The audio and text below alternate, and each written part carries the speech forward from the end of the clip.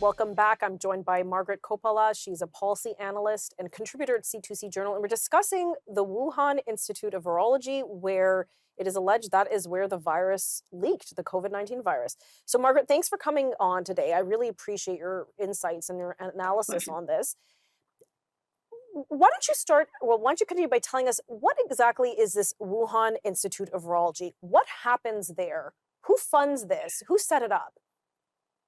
Well, it is I mean, these, we have a lot of these labs sprinkled around the world that deal exclusively with bioweapon style viruses. They look into biotechnology, the implications for, and ostensibly in the name of medicine and preparing us all for any particular, for a particular onslaught of some kind, whether in the form of a pandemic or even in form of an attack. So we have these labs are sprinkled all over the world. We even have one here in Canada, which is the Mhm. one in Winnipeg. We just learned where the two Chinese scientists were fired. So they're everywhere. Now, Wuhan is a particular another branch, just another branch that does that sort of stuff, and it was built by a French company who were just hired for the job, So not the and government of well, France, a French no, independent no, French no, no. company. I don't. No, it was not fun. I doubt that it was actually funded by the French. But the French were very nonplussed by the fact that one of their large companies was actually out there doing this stuff for China, because everybody, they saw the implications of being involved in a virology lab, which could easily be put to ill intent with and with a bad purposes. partner with a partner that most of the world governments don't trust. Indeed, indeed. And that's the mystery behind all of this, too. I mean, why exactly were the Americans involved? And I mean, did the French have a little, or did Merrill have some sort of agenda of their own as well? In fact, their CEO went on to become the head of, was it Moderna? And lo and behold, he came up. He was one of the first ones to file for a patent on the virus, and to get a vaccine going based on the virus. Okay, so this So this there are Wuhan lots of Institute, little. so the Wuhan Institute was built, set up. Americans knew, French knew about it.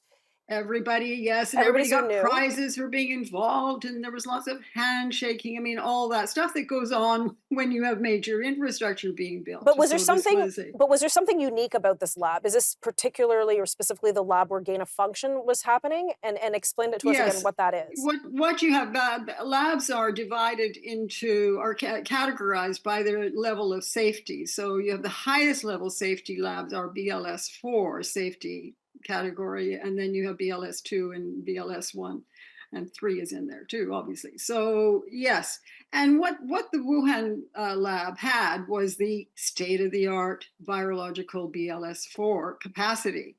Now, I mean, ironically, it wasn't used. Apparently, she generally did most of her work in the lesser labs. So that's also another suspicious development, because it could easily have leaked from there, for that very reason, that it wasn't done in a BLS 4 safety lab. And again, No. speaking to the gain of function research, which was predominantly done at this lab, what is the objective? Why would a government be interested in gain of function research? The What it does ostensibly, there's two sides to this story. I mean, and there's a lot of history behind it as well, which is the whole area around the development of bioweapons, which, as we know, has been going on since the post World War II, one way or the other. I mean, chemical weapons and what have you. Chemical weapons were used in Vietnam. And these kinds of things have been going on in all these labs sprinkled around the world since then. Now, we have lots of conventions, international conventions, dictating how these labs should be used and what purposes different protocols should be employed.